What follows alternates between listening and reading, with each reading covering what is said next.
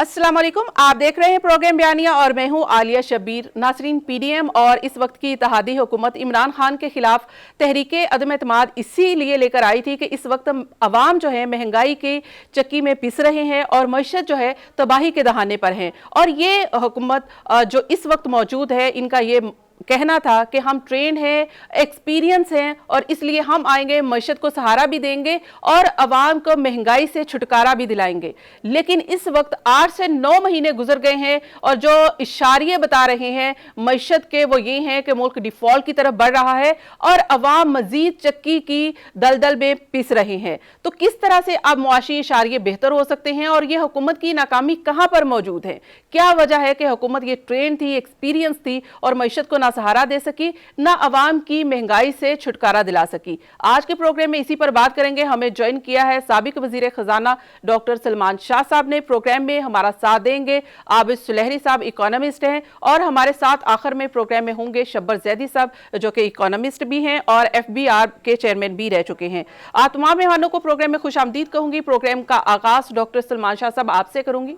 Doctor साहब, इस वक्त 8-9 महीने गुजर गए हैं, बहुत सारे निशेबो फराज आए मईशत को लेकर। IMF के साथ भी बहुत सारी हुकूमत ने अपना एक री एग्रीमेंट भी किया और वहाँ पर भी लगा कि अब शायद दोबारा से मईशत को सहारा मिलेगा, लेकिन ऐसा हुआ नहीं है। अब एक बार फिर हमें IMF की डिमांड्स माननी पड़ रही हैं।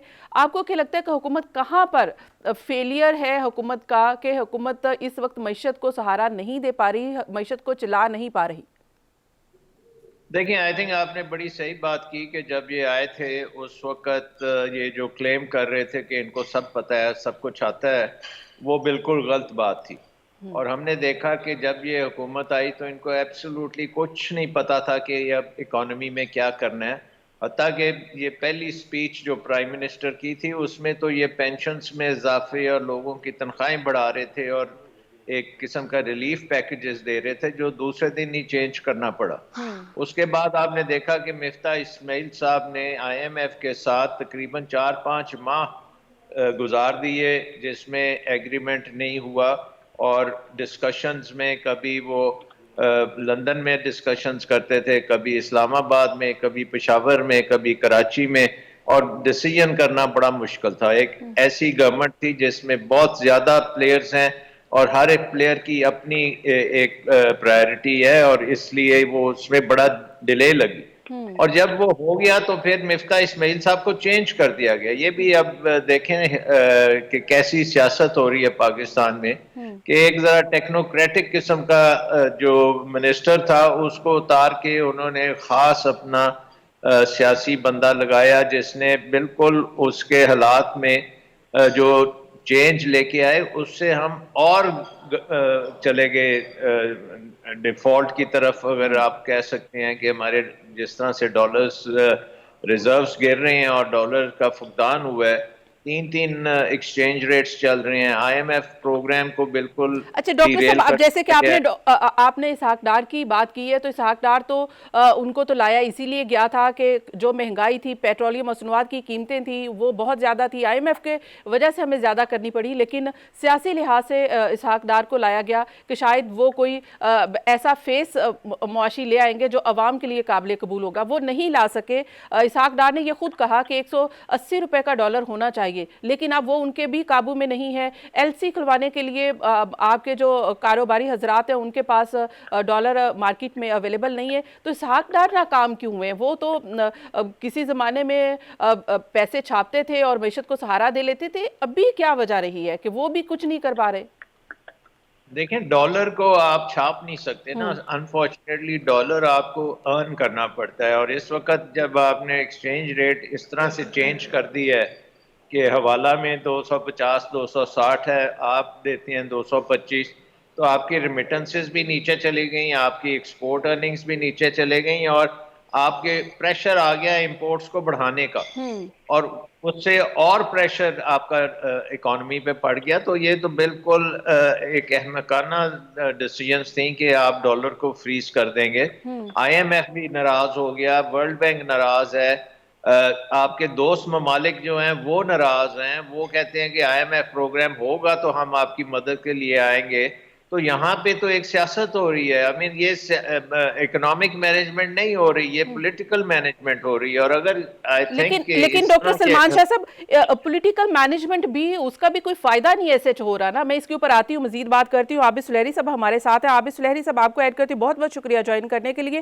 یہ بتائیے گا کہ آپ کو کیا لگ رہا ہے کہ ان 9 مہینے میں جس حکومت کو ہم یہ کہتے تھے کہ یہ ایکسپرٹ ہے, ہم نے مفتاح اسماعیل چاہے اس نے آئی ایم ایف سے ہمیں کوئی ایک ایگریمنٹ لے کر دیا, ایٹ لیسٹ ہم نے ان کو بھی ہٹا دیا اس لیے کہ ساکھ ڈار آئیں گے $180 کا کر لیں گے, وہ بھی نہیں کر پائے. آپ کو کیا لگتا ہے کہ کہاں پہ حکومت جو ہے وہ غلطی کر رہی ہے؟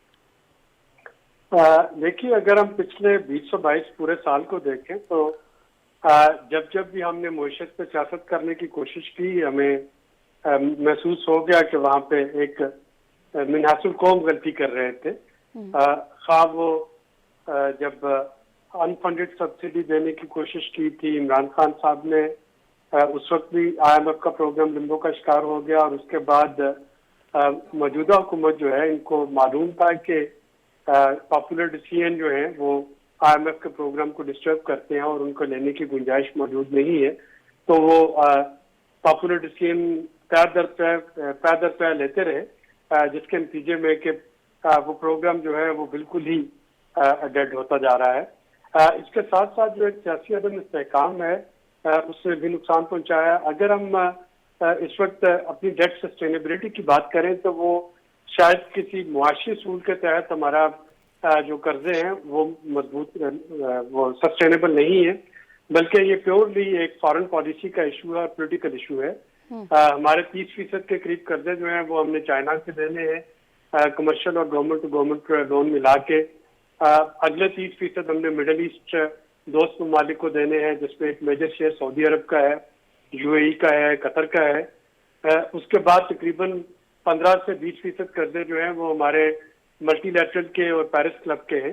تو ان تینوں گروپس کو اگر آپ دیکھیں جو 80% ہمارے قرضے ہیں, تو اس کے لیے ہمارے چائنا سے تعلقات بہت اچھے ہونا چاہیے, ہمارے سعودی عرب اور یو اے ای سے تعلقات بہت اچھے ہونے چاہیے, اور ہمارے امریکہ سے بہت اچھے تعلقات ہونے چاہیے, تاکہ آئی ایم ایف جو ہے وہ تھوڑا سا ایک بریدنگ اسپیس ہمیں دیتا رہے. اب چائنا اور سعودی عرب جو ہیں یہ اسی صورت میں حکومت کے ساتھ پاکستان کے ساتھ معاملات کرتے ہیں جب ان کو پتا ہو کہ کوئی حکومت مستحکم ہے. اگر چل چلاؤ کا دور ہو تو ہم نے دیکھا کہ عمران خان صاحب کا جو آخری دورے تھے سعودی عرب اور چائنا, انہوں نے وعدے تو کیے لیکن انہوں نے اس کو امپلیمنٹ نہیں کیا, کیونکہ اس وقت نظر آ رہا تھا کہ شاید حکومت جو ہے وہ پی ٹی آئی کی نہیں رہے گی. اب بھی جب تک ہمارا جو ایک عدم استحکام چلتا رہے گا, اس میں کوئی بھی دوست ملک جو ہے وہ, کیونکہ انہوں نے کسی پولیٹیکل پارٹی یا کسی خاص شخصیت کو oblige نہیں کرنا ہوتا, انہوں نے ایک حکومت کو oblige کرنا ہوتا ہے جو کہ کچھ عرصہ تک جو ہے وہ ملک میں رہے. تب وہ یہی ویٹ ہو رہا ہے کہ کون سی حکومت ہوگی, کیا پی ڈی ایم ہوگی, کیئر ٹیکر ہوگی, پی ٹی آئی ہوگی, الیکشن ہوں گے نہیں ہوں گے. تو ان دونوں چیزوں کا کمبینیشن کافی لیتھل ثابت ہو رہا ہے. لیکن عابد سلیری صاحب, جیسے کہ ہم نے دیکھا ہے کہ جب آرمی چیف باجوہ صاحب تھے تو اس وقت بھی جب یہ گورنمنٹ اتحادیوں کی آئی تھی ابھی تحریک عدم اعتماد کے بعد, تو انہوں نے امریکہ کو کہا تھا کہ آئی ایم ایف سے ہمیں پروگرام لے کے دیں کیونکہ ہماری معیشت اس وقت خطرے میں ہے, اور ایسا ہوا کہ ہمیں آئی ایم ایف پیکج مل گیا, چاہے ان کی شرائط پر ہی ملا, ہمیں مل گیا. تو ایک ہمارے ہاں ایک اسٹرانگ پارٹی کہیں یا اسٹرانگ ہولڈ کہیں وہ اسٹیبلشمنٹ بھی ہے, اور آپ کو بھی پتا ہے کہ فورن پالیسی کے بہت سارے معاملات اسٹیبلشمنٹ کے تھرو بھی ہوتے ہیں. تو کہاں سے وہاں پر بھی تو یقین دہانیاں ہوتی ہیں معیشت کے لیے, صرف اور پولیٹیکل سائیڈ ہی ہمیں نہیں دیکھنی, ہمیں یہ بھی دیکھنا ہے کہ ایسا ریاست بھی ہم دوسرے ملکوں کے ساتھ کیسے چل رہے ہیں. تو وہاں بھی تو بھی چینج آف گارڈ آ گیا نا. تو ظاہر ہے کہ جب تک ایک کلیئر پالیسی نہیں بنتی ہے تب تک دوست ممالک کی طرف سے وعدے تو ہو رہے ہوں گے, لیکن کسی چیز کا امپلیمنٹ کرنے کے لیے اگر آپ چائنا ہیں اس وقت, یا آپ سعودی عرب ہیں یا آئی ایم ایف ہیں, تو آپ کو کوئی نہ کوئی اسٹرانگ گارنٹر تو چاہیے ہوگا کہ آپ جو باتیں کر رہے ہیں, حکومت جو باتیں کر رہی ہے, اگر کل کو یہ نہیں رہتی تو آنے والی جو حکومت ہوگی, خواہ وہ کیئر ٹیکر ہو یا وہ کوئی سیاسی حکومت ہو, وہ ان چیزوں پہ عمل پیرا رہے گی. تو اس وقت تھوڑا سا ایک ٹائمنگ جو ہے بدقسمتی تھے, یعنی ہمارے معاشی جو فنڈامنٹلز ہیں وہ تو ویک ہیں ہی ہیں, لیکن ایک ٹائمنگ جو ہے وہ بھی ہمارے خلاف جا رہی ہے. اور اس میں دیکھنا ہوگا کہ کیسے ہم اسموتھ سیلنگ جو ہے وہ کر سکتے ہیں اگلے سال. ابھی جیسے عابد صاحب ابھی بھی ہم دیکھ رہے ہیں کہ آئی ایم ایف کے پاس ہمیں جانے کے لیے آئی ایم ایف کے پیٹرولیم مصنوعات کی قیمتوں میں اضافے کا کہہ رہا ہے. ہو سکتا ہے کہ بجلی کے بلوں میں بھی کسی نہ کسی مد میں اضافہ کیا جائے. تو آپ کو کیا لگتا ہے کہ ایک تو عوام کے اوپر بوجھ آئے گا, آئی ایم ایف کے ساتھ ہم کس طرح سے بہتر ڈیل کر سکتے ہیں؟ ہمارے پاس کوئی آپشن موجود ہے؟ دیکھیے اب یہی آپشن ہے کہ جو کچھ ان کے ساتھ طے پایا ہے اس پہ عمل پیرا کیا جائے. آئی ایم ایف آپ کو یہی کہتا ہے کہ انرجی سیکٹر ڈیٹ کو ختم کرے. اس میں گیس کی قیمتیں بھی ہیں, اس میں آپ کی انرجی کی قیمتیں ہیں, الیکٹریسٹی کی. آئی ایم ایف نے جو پیٹرولیم ڈیولپمنٹ لیوی ہے ڈیزل پہ 50 روپے پر لیٹر لے کے جانی ہے, اس کی وہ بات کر رہے ہیں, وہاں تک لے کے جائیں. اب الیکشن ایئر میں کوئی بھی چاہتی ہوگی وہ اس طرح کے اقدامات کرنے سے گریز کرے, لیکن اگین وہاں پہ ہمارے پاس اب کوشچن نہیں ہے. آئی ایم ایف کہہ رہا ہے کہ ایکسچینج ریٹ کو مارکیٹ فنڈامنٹلز کے مطابق ہونے دیں, جس چیز کی طرف اشارہ ابھی سلمان شاہ صاحب کر رہے تھے. اگر ہم سپلائی اور ڈیمانڈ کے مطابق اپنے انٹر بینک ریٹ کو فلیکسیبل نہیں کریں گے تو ظاہر ہے کہ ہنڈی حوالہ کے ذریعے ڈالر جو ہے وہ ان کی ٹرانزیکشن ہو رہی ہوں گی, بینک ریزرو جو ہے وہ کم سے کم ہوتے جائیں گے. آئی ایم ایف اس کے خلاف ہے. آئی ایم ایف چاہتا ہے کہ آپ اپنے فنڈامنٹلز کو مضبوط کریں, نہ کہ سمپٹومیٹک ٹریٹمنٹ کریں. اور لگ رہا ہے کہ 9th ریویو کے لیے حکومت کو یہ کرنا پڑے گا. رائٹ. ڈاکٹر سلمان شاہ صاحب, آگے کما ہے اور پیچھے کھائی ہے, الیکشن کا سال ہے, حکومت کوئی سخت فیصلے کرنے سے گریز کر رہی ہے کیونکہ اگر ایسے فیصلے کرتی ہے جو عوام پر بوجھ ڈالیں گے تو وہ سیاسی موت ہوگی, کیونکہ الیکشن میں اس کے نتائج بھگتنا ہوں گے. تو کس طرح سے حکومت اپنے آپ کو بھی اور معیشت دونوں کو بچا سکتی ہے, اس پر بات کریں کہ ایک بریک کے بعد کی پہنچی. ویلکم بیک ناظرین, پروگرام ایک بار پھر سے خوش آمدید. ہم بات کر رہے تھے, عابد صاحب کہہ رہے تھے کہ حکومت جس وقت آپ کے ملک میں سیاسی استحکام نہیں ہوگا, معاشی استحکام نہیں آئے گا. ایک پوائنٹ تو ان کا یہ تھا. دوسرا پوائنٹ یہ تھا کہ یہ جو معاملات ہیں دوسرے ممالک کے ساتھ تعلقات بھی اچھے ہونے چاہیے تاکہ آپ کے جو قرضوں میں آپ کو ریلیف ہے وہ مل سکے, تبھی آپ کی معیشت جو ہے وہ مستحکم ہو سکتی ہے. سلمان شاہ صاحب, کہ ایک تو حکومت کے لیے سخت فیصلہ یہ ہے کہ وہ الیکشن کا سال ہے اور سیاسی استحکام بھی نہیں ہے, تو وہ معاشی استحکام کس طرح سے لے کر آئیں گے. دوسرا معاملہ یہ ہے کہ بین الاقوامی سطح پر حکومت کے تعلقات کتنے پائیدار ہیں کتنے نہیں ہیں. امریکہ, چائنا, سعودی عرب تو ہو گیا, ہم روس کی طرف بڑھ رہے تھے, وہ ہم نہیں بڑھ سکے. ابھی بھی اس حکومت نے کہا کہ ہم روس سے سستا تیل جو کہ انڈیا کے ساتھ جو ان کا ایگریمنٹ ہے اسی کے تحت خریدیں گے, لیکن وہ بھی نہیں ہو سکا. تو ہم تو نہ ادھر کے رہے نہ ادھر کے رہے, ہم روس کے ساتھ بھی نہیں آگے بڑھ سکے اور دوسرے ممالک کے ساتھ بھی ہمارے کوئی تعلقات اچھے نہیں ہیں کہ وہ ہمیں ریلیف دے سکے.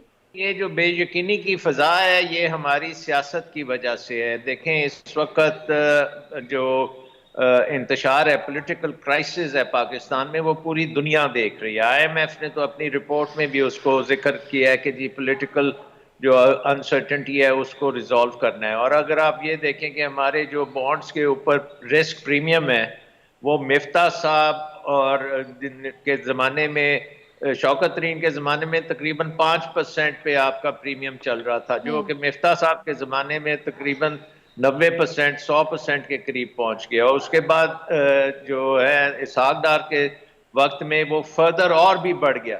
سو آئی تھنک کہ کوئی فائنانس منسٹر کامیاب نہیں ہوا یہ پولیٹیکل جو ٹینشن ہے اس کو ریزالو کرنے میں یا پولیٹیکل کرائسس کو ختم کرنے میں.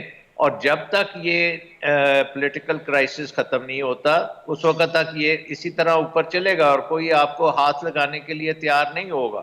اب اس میں آپ نے بات خود ہی کی کہ اسٹیبلشمنٹ ہے, ایک بہت بڑا رول ہے, لیکن اب ان کے رول کے بارے میں بھی بڑے خدشات ہیں کہ کیا رول ہے, کیا نیوٹرل ہو گئے ہیں یا کوئی پھر بیہائنڈ دا سینز کوئی چیز چل رہی ہے. پی ٹی آئی اور پی ڈی ایم کے درمیان میں جو ہے کوئی سلوشن نظر نہیں آ رہا. تو الٹیمیٹلی جب تک ایک روڈ میپ سامنے نہیں آئے گا, اور وہ روڈ میپ پی ٹی آئی, پی ڈی ایم اور اسٹیبلشمنٹ کی کمبینیشن کا روڈ میپ ہوگا, اور جو کہ الٹیمیٹلی ایک الیکشن صاف شفاف الیکشنز کے بعد ایک ایسی گورنمنٹ بنے جس کے پاس طاقت ہو یہ سارے کام کرنے کی, وہ بہت ضروری ہے. سو اس وقت بالکل اندھیرا ہے, نظر نہیں آ رہا کہ کدھر جانا ہے. اب آپ ڈار صاحب کی بھی اسٹیٹمنٹس دیکھ رہے ہیں, بزنس کمیونٹی کی بھی دیکھ رہے ہیں, آپ دوسرے ادارے جو ہیں ان کی بھی بات چیت دیکھنے ہیں، ہر بندہ کنفیوزڈ ہے. تو یہ کنفیوژن کو ختم نہیں کریں گے تو یہ حالات ٹھیک نہیں ہوں گے. اور انفارچونیٹلی میں آپ کو ایک بات بتا دوں کہ یہ جو سری لنکا میں بھی جب ڈیفالٹ ہوا تو کنفیوژن زیادہ تھی. اگر وہ 6-7 مہینے پہلے کام کر لیتے جو کرنے والے تھے، آئی ایم ایف کے ساتھ ایگریمنٹس کرنی تھی کر لیتے، تو ہو سکتا ہے وہ ڈیفالٹ نہ کرتے. تو یہ بالکل اسی پیٹرن پہ ہم چل رہے ہیں کہ ہمارے ملک میں انتشار ہے، کوئی کلیئرٹی نہیں ہے، وے فارورڈ نظر نہیں کسی کو آتا، کوئی ایگریمنٹ نہیں ہے، اور لوگ پوچھتے ہیں سوال تو جواب بھی نہیں ملتے. جواب جو ہے وہ ڈینائل میں ہے. اگر آپ پرائم منسٹر کی باتیں سنیں، وہ کہتے ہیں ہمیں پتہ ہی نہیں تھا کہ اتنا پرابلم ہے، یہاں ہمیں پتہ نہیں ہے کہ کہاں سے پیسے آئیں گے. فائنانس منسٹر کہتے ہیں کہ جی بالکل کوئی مسئلہ نہیں ہے، ہم کر لیں گے، مشکل ہے لیکن کر لیں گے. تو یہ کنفیوژن اب بالکل ختم ہونی چاہیے. اچھا ڈاکٹر اور سلمان صاحب، جیسے آپ نے بھی کہا، آپ بھی اس بات سے اتفاق کرتے ہیں، میرے سیکنڈ پارٹیسپینٹ عابد سلیحری صاحب بھی کہتے ہیں کہ جو سیاسی استحکام ہے انفارچونیٹلی یہ نہیں ہے تو ملک میں اس وقت معاشی استحکام نہیں آ سکتا، معاشی اشاریے بہتر نہیں ہو سکتے. تو آپ کیا سمجھتے ہیں کہ اگر ایسا ہی رہا، سیاسی ماحول ایسا ہی رہا اور الیکشن تک اکتوبر میں جو ہونے ہیں عام انتخابات تب تک ویسا ہی رہا، تو کیا ہم ملک کو ڈیفالٹ سے بچا سکتے ہیں؟ دیکھیں، ہمارے پاس اس وقت جو اسی مہینے 5-10 بلین ڈالر کی ری پیمنٹس ہیں، اور اتنا تو آپ کے ریزروز میں نہیں ہے. سو آبویسلی آپ کو سیٹلمنٹس چاہیے اپنے کریڈیٹر سے. جیسے عابد نے کہا کہ چین ایک بہت بڑا ہمارا دوست بھی ہے، اسٹریٹجک پارٹنر بھی ہے، اور سب سے زیادہ قرضے چین کے ڈیو ہو رہے ہیں. تو وہاں پہ ہمیں ایگریمنٹ نظر آنی چاہیے. اب میں نے تو یہی دیکھا کہ شہباز شریف صاحب نے وہاں وزٹ بھی کر لی ہے، انہوں نے امریکہ کا بھی وزٹ کر لیا ہے، یورپ کا بھی وزٹ کر لیا ہے. بلاول صاحب رہتے ہی ابراڈ ہیں، لیکن کہیں سے بھی یہ نیوز نہیں آئی کہ بھی قرضوں پہ کوئی بات ہوئی ہے اور اس کے اوپر کوئی وے فارورڈ نکل رہا ہے. وہ ایسے ہے، اس کے اوپر پورا ایک پردہ چھایا ہوا ہے کہ یہ قرضے کیسے ہوں گے. صرف یہی کہا جاتا ہے کہ ہم نے کر لیا ہے انتظام.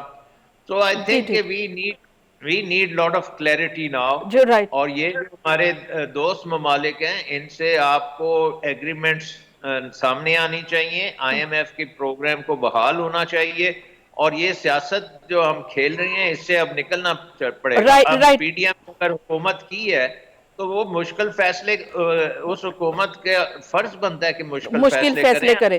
جی ٹھیک ہے عابد سلیحری صاحب، جیسے کہ ڈاکٹر صاحب کہہ رہے ہیں کہ اب دو ہی راستے ہیں کہ یا تو پھر ہم جا سکتے ہیں مشکل فیصلے کرنے، اگر یہ حکومت لی ہے تو ہمیں مشکل فیصلے کرنے پڑیں گے. آپ کو کیا لگتا ہے کہ حکومت کے پاس دو ہی راستے ہیں، یا تو مشکل فیصلے کر لے یا پھر اپنا ووٹ بینک جو ہے اس کو مستحکم کر لے؟ تو حکومت کیا کرے گی؟ کیا ملک کو ڈیفالٹ سے بچائے گی یا الیکشن کے سال میں عوام میں اپنا ووٹ بینک جو ہے اس کو سٹرونگ کرے گی؟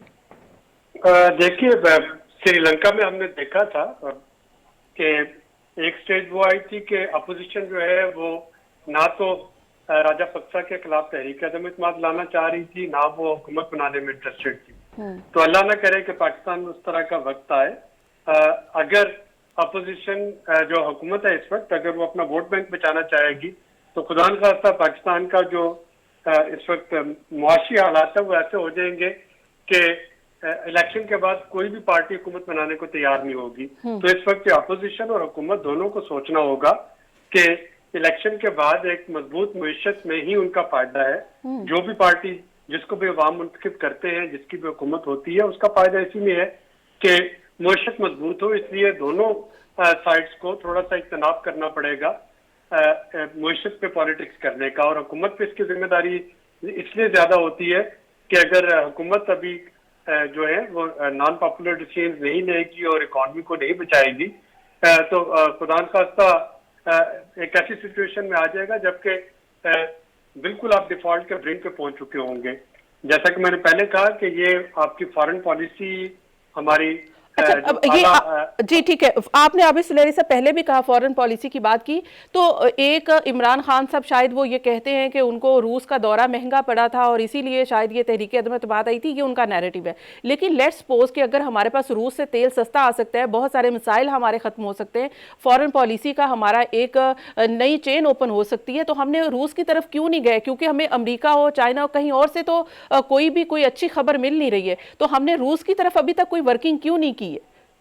वो नहीं पॉसिबल है हमारे पास। एक तो हमारी रिफाइनरीज जो है वो अर्ल ग्रेड का जो क्रूड है उसको रिफाइन करने की सलाहियत नहीं रखती। दूसरा, आप जो नए सैंक्शन लगी हैं जिनका इतलाक जो है ये मंडे से शुरू हो रहा है, कोई भी जो शिपिंग वेसल्स हैं अब वो इंश्योरेंस कंपनीज उनकी इंश्योरेंस नहीं करेंगी। अब वार जोन में अगर आपके पास इंश्योरेंस नहीं है, आप कुछ भी वहां से मंगवाना चाह रहे हैं, तो ये जाहिर है कि एक बहुत बड़ा एक गैम्बल है वहां से इम्पोर्ट करना। तो इवन अगर आपके पास इंश्योरेंस नहीं और वैसेल्स आपको नहीं मिलते, तो आपको फ्री भी वहां से तेल मिल रहा है, तो ये महंगा होगा। तो लिहाजा इसकी जो प्रैक्टिकलिटीज है लॉजिस्टिक, उनको हमें देखना पड़ेगा। इंडिया के साथ कंपैरिजन किया जाता है। इंडिया के तकरीबन 600 अरब डॉलर के ज़खायर हैं और इंडिया के जो अपनी शिपिंग कॉर्पोरेशन और अपनी इंश्योरेंस कंपनीज हैं जो कि उसको ये सब कवर जो है वो दे पाती हैं। पाकिस्तान के पास जो नेशनल शिपिंग कॉर्पोरेशन है, गिनती के हमारे पास 1 दर्जन के करीब वेसल्स हैं और हमारी इंश्योरेंस कंपनीज हमारी यूरोपियन या अमेरिकन, हमें उनसे इंश्योरेंस करवाना पड़ती है। तो पाकिस्तान के लिए शायद उस तरीके से डायरेक्ट रशिया से ऑयल लेना जो है वो बहुत ज्यादा प्लॉजिबल ऑप्शन नहीं है। जी ठीक है डॉक्टर सलमान शाह, ये जो आबिद साहब कह रहे हैं कि क्या ये है कि रूस से हमें तेल खरीदने में प्रॉब्लम है, रिफाइनरी का भी इशू है, अब इंश्योरेंस का भी इशू आ रहा है, फिर उसके बाद सैंक्शंस का भी इशू है, या इंडिया भी तो हम तो एक आम बात सुनते हैं कि इंडिया भी तो लेता है कि ये सैंक्शन सिर्फ हमारे ऊपर ही क्यों अप्लाई होती हैं, और अगर रिफाइनरी का इशू है तो हम उसमें भी कुछ ना कुछ अगर बात होती है तो उसमें भी हम कुछ, हमारे पास गुंजाइश नहीं है कि हम उसको रिफाइनरी के लिए भी कोई ऑप्शन अप्लाई करें, चाहे देर बाद ही सही। देखिए, हमारा एटीट्यूड ही ठीक नहीं है। हम पहले से ही डिसाइड कर लेते हैं कि ये काम हम कर सकते हैं और ये काम नहीं कर सकते, और जो काम करने हैं वो हम करने को तैयार नहीं है।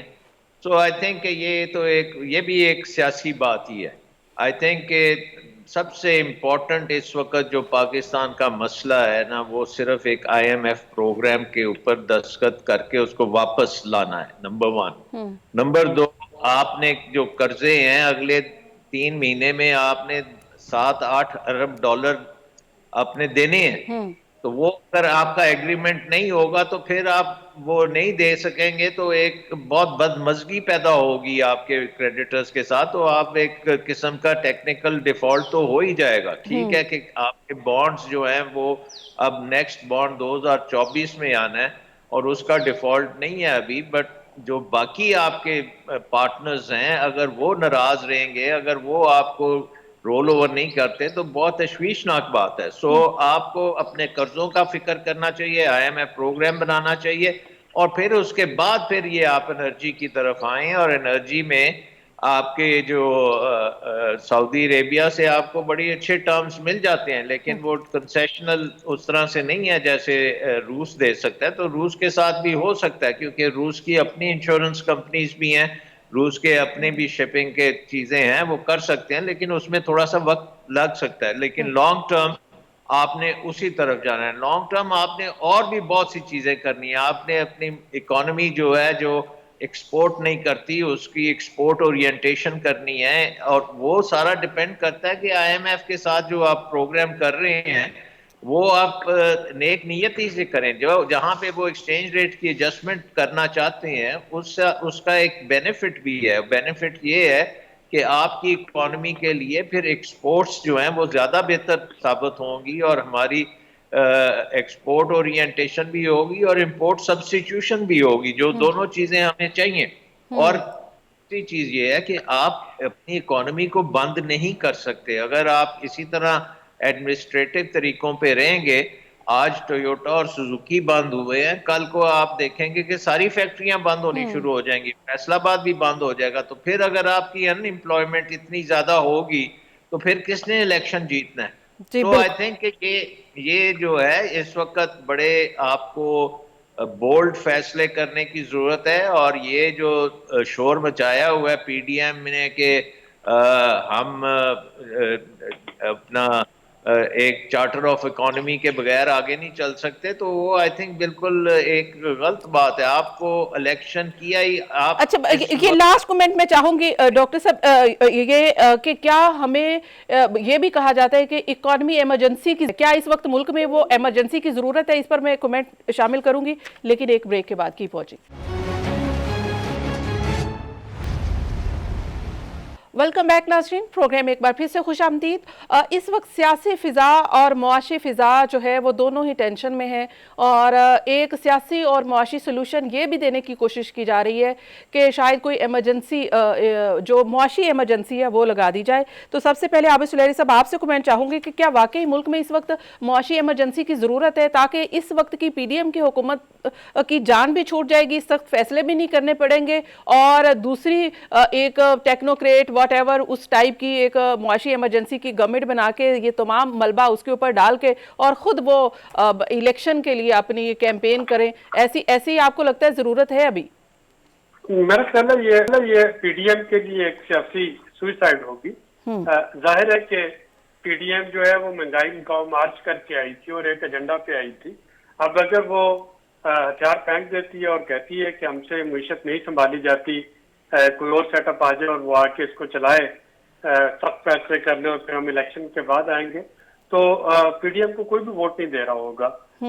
یہ پی ڈی ایم ہی نہیں، اس کی جگہ کوئی بھی پارٹی ہو تو میرا نہیں خیال کہ اس طرح سے بیچ میں انتحار میں چھوڑا جا سکتا ہے. ظاہر ہے کہ جب آپ ڈیسیژن میکنگ سیٹ پہ ہوتے ہیں وہاں پہ آپ کو فیصلے لینا پڑتے ہیں، کچھ فیصلے سخت بھی ہوتے ہیں، اور وہی سخت فیصلے لینا ہی اس وقت. لیکن دوسری طرف رائٹ عابد سلیری صاحب، دوسری طرف یہ ہے کہ اگر وہ سخت فیصلے لیتے ہیں تو اس کا بھی عوام بوجھ برداشت نہیں کر پا رہے. بائی الیکشن میں اس کے نتائج دیکھے ہیں کہ بالکل پسند نہیں کرتا. پنجاب گڑھ تھا پی ایم ایل این کا، وہاں پر ووٹ دینے کے لیے لوگ باہر نہیں آ رہے. اسی وجہ سے پی ٹی آئی کی پاپولیرٹی مزید بڑھ رہی ہے، مزید اس میں اضافہ ہو رہا ہے، ووٹر میں بھی اضافہ ہو رہا ہے صرف مہنگائی کی وجہ سے. تو اگر دیکھیے میرا تعلق کسی سیاسی جماعت سے نہیں، لیکن یہ ساری چیزیں تو پھر ووٹ آف نو کانفیڈنس سے پہلے سوچنی چاہیے تھی نا. جی ظاہر ہے کہ اگر میں آپ سے کہتا ہوں کہ مجھے یہ گاڑی چلانی ہے، مجھے اسٹیئرنگ پہ بٹھا دے، تو میں یہ تو نہیں بعد میں کہہ سکتا کہ مجھے گاڑی چلانی نہیں آتی. پہلا ڈرائیور اگر میں نے مجھے کسی وجہ سے پسند نہیں تھے، ان کو میں نے اٹھا کے باہر پھینک دیا، تو اب گاڑی تو مجھے چلانا پڑے گی. اگر میں اس کو کہتا ہوں کہ جی مجھ سے نہیں چلتی ہے، تو پھر الیکشن کے میں اگلے الیکشن میں کس طریقے سے اپنے ووٹرز کو فیس کروں گا. اچھا عابد سلیری صاحب، ظاہر ہے کہ آپ بھی سمجھتے ہیں جو ریاست کے مسائل ہوتے ہیں، جس کا ظاہر ہے جمہوری حکومتوں کے ساتھ جو جڑے ہوتے ہیں، اس میں عوام کو بھی کہیں نہ کہیں خوش کرنا پڑتا ہے. الیکشن اگر ایئر ہوتا ہے تو وہاں پہ اور زیادہ آپ کو کرنا پڑتا ہے. تو آئی ایم ایف اور عوام دونوں کیا ساتھ ساتھ چل سکتے ہیں، یا صرف ہمیں ایک کو ہی ترجیح دینی ہوگی؟ دیکھیے اس وقت ہمارے پاس 3 طرح کے ڈیفیسٹ ہیں. ہمارے پاس فائنانشیل فسکل ڈیفیسٹ ہے جو روپے کا ہے، ہمارے پاس کرنٹ اکاؤنٹ ڈیفیسٹ بنتا ہے ڈالرز کا جو کمی ہے، اور ہمارے پاس ٹرسٹ ڈیفیسٹ ہے. اور اس وقت باقی چیزیں نہیں، تو ہمیں ٹرسٹ ڈیفیسٹ کو پورا کرنے پہ زور لگانا ہوگا. بڑا ٹرانسپیرنٹ ہو کے عوام کو بتانا چاہیے کہ یہ سچویشن ہے، اس کے لیے ہمیں یہ کرنا پڑ رہا ہے اور ہم یہ کرنے جا رہے ہیں. ظاہر ہے کہ جو لائلسٹ ہوں گے پی ڈی ایم کے، جو لائل ووٹرز ہوں گے وہ پی ڈی ایم کے ساتھ رہیں گے، لیکن یہ جو انڈیسائسونیس ہے اس کا خاتمہ کرنا اس وقت کی اہم ضرورت ہے. رائٹ. ڈاکٹر سلمان صاحب، آپ کیا سمجھتے ہیں کہ ملک میں معاشی ایمرجنسی کی ضرورت واقعی موجود ہے کہ وہی لگانی چاہیے؟ کیونکہ یہ پی ڈی ایم کی حکومت بھی ناکام ہو گئی ہے کہ معیشت کو سنبھالنے میں. تو یہ وہی ہے کہ کوئی بھی حکومت آتی ہے اس کے لیے معیشت کو سہارا دینا مشکل سے مشکل تر ہوتا جا رہا ہے. تو آپ کو کیا لگتا ہے کہ واقعی کوئی ایسی ایکسپرٹ ٹیم بٹھا دی جائے اور معاشی ایمرجنسی لگا دی جائے تاکہ یہ معیشت کو اس وقت درست کر لیا جائے؟ دیکھیں، یہ اگر آپ نے اوپر سے امپوز کیا تو یہ تو ایک بہت بڑا ڈیزاسٹر ہوگا، کیونکہ اس سے وجہ سے پھر ایک پولیٹیکل انتشار اور زیادہ ہو جائے گا. اور ہمارے ملک میں اس وقت آپ کو پولیٹیکل کنسنسس چاہیے، جو کہ ایک جو جمہوری ممالک میں تو یہی ہوتا ہے کہ پولیٹیکل کنسنسس اگر آپ نے ڈیولپ کرنا ہے تو الیکشن کے ذریعے آپ عوام کے پاس جاتے ہیں، عوام کو ساری چیز بتاتے ہیں اور وہ جس کو پھر الیکٹ کریں گے اور میجورٹی دیں گے وہ پھر آ کے سارے کام کرے. اور یہ راستہ ہے. باقی جتنے ہیں یہ میکینزمز یہ نہیں چلیں گی. یہ تو اب ساری دنیا کو پتہ ہے نا کہ فائنینشیل ایمرجنسی آپ کیوں لگا رہی ہیں, کیونکہ آپ سیاسی فیصلے نہیں کر سکتے. تو جو فائنینشیل ایمرجنسی لگائے گا تو وہ پھر کیسے فیصلے کریں گے جب اس کی وجہ سے سڑکوں پہ انتشار پھیل جائے گا یا سڑکوں پہ ڈیمونسٹریشنز ہونی شروع ہو جائیں گی تو پھر اس کو کون سنبھالے گا؟ تو وہ تو ایک پیور ریسپی ہے ڈیزاسٹر کے لیے. وہ ایک یہ سگنل جائے گا کہ ہم اپنے پولیٹیکل مسئلے بھی حل نہیں کرنا چاہتے, ہم مشکل فیصلے بھی نہیں کرنا چاہتے, ہم سٹیٹس کو کسی طرح آگے لے کے چلنا چاہتے ہیں. اور پھر اس میں یہ بھی آئے گا کہ بھئی کیا یہ آپ کو امریکہ نے کہا ہے کہ یہ لگائے یا چین کہہ رہا ہے کہ یہ لگائیں, جو آپ کے دوست ممالک ہیں ان کی کیا رائے ہوگی اس کے بارے میں؟ تو یہ تو آئی تھنک ایک واقعی جیسے عابد نے کہا یہ سوئسائڈ مشن ہوگا. تو یہ اس سے بچنا چاہیے. ایک سادہ سمپل سولوشن ہے, وہ یہ ہے کہ آپ الیکشن اناؤنس کریں, ایک کیئر ٹیکر گورنمنٹ آ جائے گی 90 دن کے لیے. اس 90 دن میں آئی ایم ایف کے جتنے بھی مشکل فیصلے ہیں وہ تو ایک ہفتے میں ہو جائیں گے. اور وہ آپ اس کے لیے آپ کو تو کوئی لمبی چوڑی چیز نہیں چاہیے. وہ آپ کریں اور وہ آپ کمٹمنٹ دیں کہ یہ ہم آئی ایم ایف کے اہداف پورے کریں گے اور اس میں اسٹیبلشمنٹ اس کے پیچھے کھڑی ہو, اور پھر الیکشن ہو, صاف ستھرے الیکشن ہو. اور جو بھی آتا ہے موسٹ پرابلی وہ پی ٹی آئی ہوگی. تو پی ٹی آئی کا بھی اب اچھا ایکسپیرینس ہے ان چیزوں کے لیے, اور وہ انہوں نے خاصی اس کے اوپر سوچا بھی ہے کہ کیا کرنا چاہیے یا نہیں کرنا چاہیے. اور وہ میرا خیال ہے کہ ٹھیک پرفارم کریں گے. جب وہ اگر وہ راہ ہٹائے جاتے اس وقت اکانومی میں اتنی گراوٹ نہیں آئی تھی جتنی بعد میں ہوئی ہے. اور میرا خیال ہے کہ اگر وہ رہ جاتی حکومت تو وہاں پہ آئی ایم ایف کے ساتھ معاملات ان کے بہت بہتر تھے. رائٹ ڈاکٹر جی ڈاکٹر صاحب, جیسے کہ یہ ہم ہمیشہ آئی ایم ایف ہو گیا, ورلڈ بینک ہو گیا یا پھر دوسرے ممالک کی طرف قرضوں کے لیے دیکھتے ہیں, ہم اپنے انٹرنل جو ہمارے بہت سارے ایشوز ہیں, ریونیو بڑھانے کے معاملات ہیں, اس طرف ہم کوئی توجہ نہیں دیتے, نہ ہمیں کوئی اس میں کوئی کامیابی ملتی ہے. لیپسز کہاں پر ہے کہ ہم اس میں کامیابی حاصل نہیں کر پاتے اور ہمیں بیرونی قرضوں کے اوپر انحصار کرنا پڑتا ہے؟ دیکھیں ہمارا گورننس کا نظام جو ہے یہ بہت اب فرسودہ ہو چکا ہے, اور اس میں جو ہماری بیوروکریسی ہے وہ خاصی طاقتور ہے, اور اس کی وجہ سے ایک کلچر بن گیا ہے جس میں انٹرپرینیورشپ ڈیولپ نہیں ہو رہی, جہاں پہ انویسٹمنٹ جو ہے اس کے راستے میں بڑے ہرڈلز آ جاتے ہیں. تو ایک تو چیز یہ ہے کہ آپ کو ڈی ریگولیٹ کرنے کی بہت ضرورت ہے, اور اس کے لیے بہت کوشش کی گئی ہے. ڈاکٹر صاحب ساتھ ہی رہیے گا, ہمیں جوائن کیا ہے شبر زہدی صاحب نے, ماہر معاشیات ہیں. شبر زہدی صاحب بہت بہت شکریہ جوائن کرنے کے لیے. شبر زہدی صاحب ابھی ہم بات کر رہے تھے کہ کیونکہ ہم بیرونی قرضوں پر ہی انحصار کرتے ہیں اور بار بار ہمیں آئی ایم ایف کی ہر شرط ماننی پڑتی ہے کیونکہ ہمیں قسط دینی ہے, قرضہ لینا ہے, اور اسی لیے ہم یہ معاملات میں اسی میں الجھ کر رہ گئے ہیں. ہمارے جو اندرونی طور پر کلیکشن کا ہے, ریونیو کا سسٹم ہے, وہ کبھی بھی بہتر نہیں ہو سکا, اور نہ ہم اس طرف توجہ ہی دینا چاہتے ہیں. آپ بھی کہیں نہ کہیں اس کا پارٹ رہے ہیں, کہاں پر ناکامی ہے اور کہاں پر مسائل ہیں کہ جو ہم نہیں کر پا رہے؟ دیکھیں بات بڑی تھوڑی سمپل ہے, اور وہ بالکل سیدھی ہے کہ جو ہماری پولیٹیکل سسٹم ہے اور جو ہمارا بیوروکریٹک سسٹم ہے یہ آپس میں انٹینگل ہو گیا ہے, مطلب وہ دونوں مل گئے ہیں. یہ جو بار بار ہم لوگ بات کرتے ہیں پولیٹیکل ول کی اور نہیں کرنے کی, ناکامی